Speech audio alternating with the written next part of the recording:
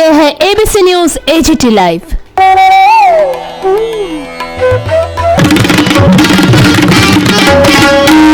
This is ABC News AGT Live.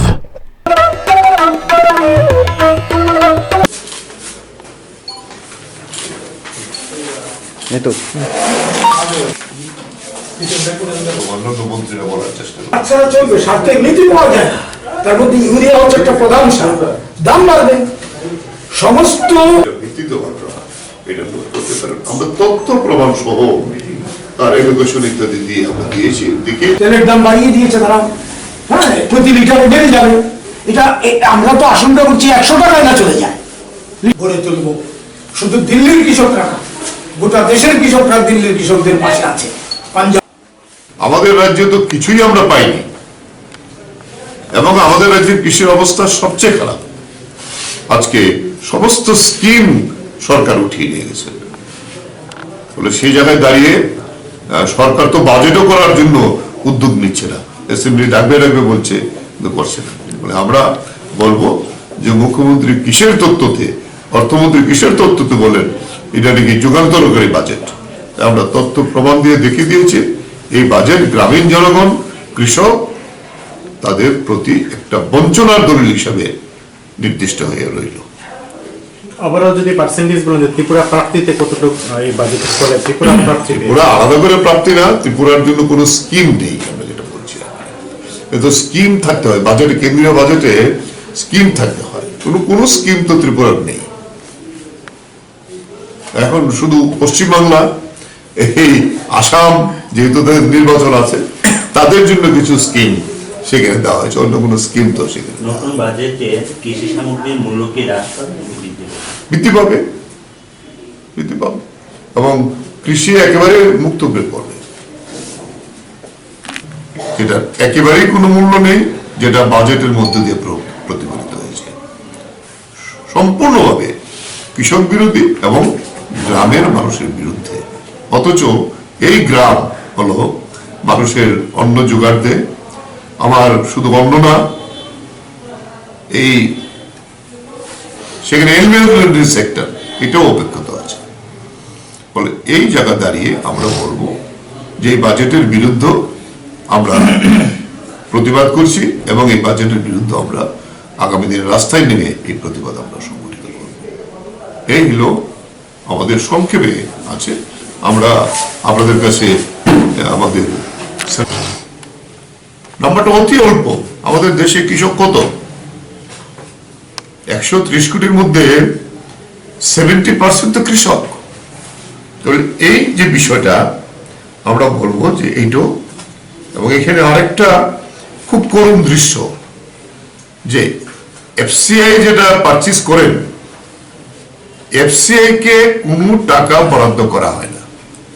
FCI গত কয়েক বছর যাবত তার এই প্রকিউরমেন্টের জন্য সুদে বিভিন্ন কোম্পানি থেকে, বিভিন্ন কর্পোরেশন থেকে তাকে সুদ নিয়ে করতে হয়।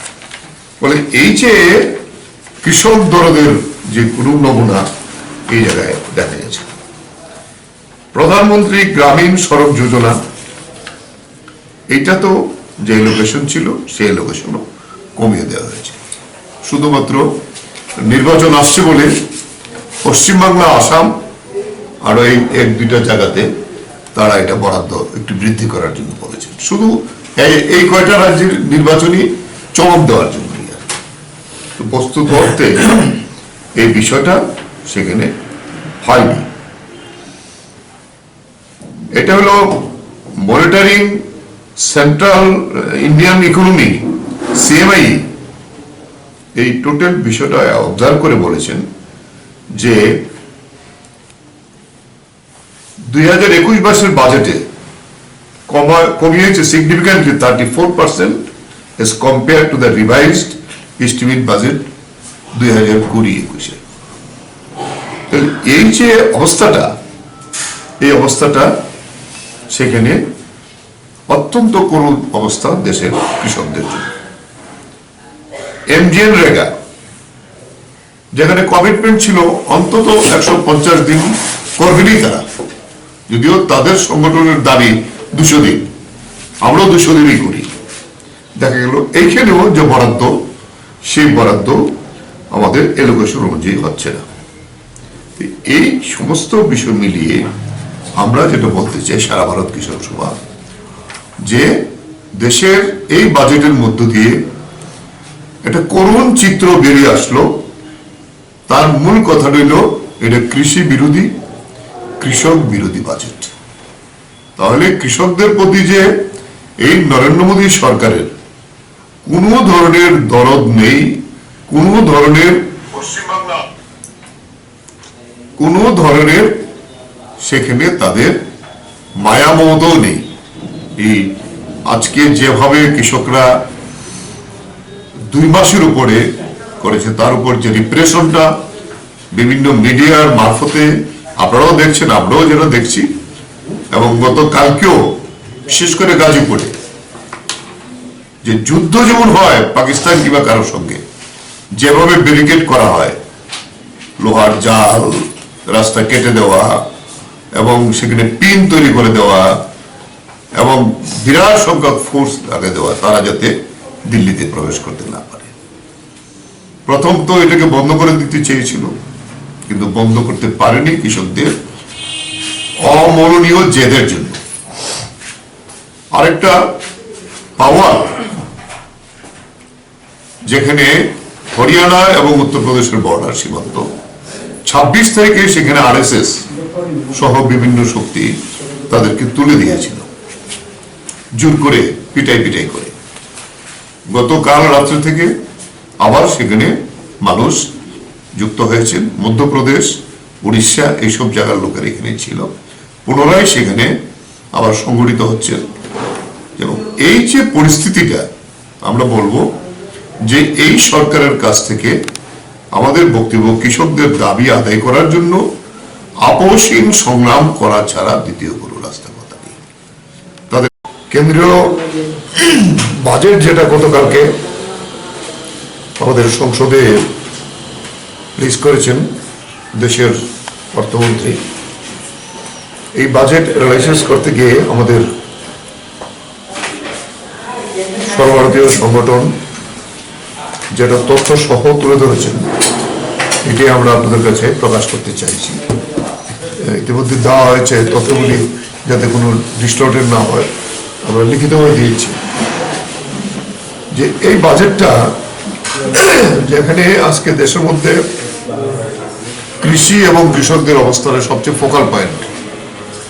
2 মাসের উপরে কৃষকরা দিল্লির আশপাশে সেখানে তারা অবস্থান করছেন কৃষি আইন বাতিল করার জন্য এবং কৃষকদের অধিকার রক্ষা করার জন্য। সেই জায়গায় বক্তৃতাতে অবশ্য বলেছেন, প্রধানমন্ত্রীও কালকে দেখলাম বলেছেন যে কৃষি তাদের গুরুত্বপূর্ণ ব্যাপার, কৃষকের আয় বাড়াবার জন্যই তারা এটা করছেন বাজেটে। কিন্তু আমরা তথ্য সহ যেটা দিতে চাই, 2020-21 যে বাজেট অ্যালোকেশন ছিল সেটা হইল 1,34,394 কোটি টাকা। এটা কমিয়ে আনা হয়েছে 2021-22-এ 1,22,961 টাকা। ওভারঅল সেখানে এগ্রিকালচার সেক্টরে 8% এলোকেশন কম হয়েছে। তাহলে কি করে, একেবারে তথ্য সহ আমরা এটা দিয়েছি। এবং এইটা 19-20, 20-21 থেকে এটা কমে আসছে একের পরে এগ্রিকালচার বাজেট। সেখানে পিডিএস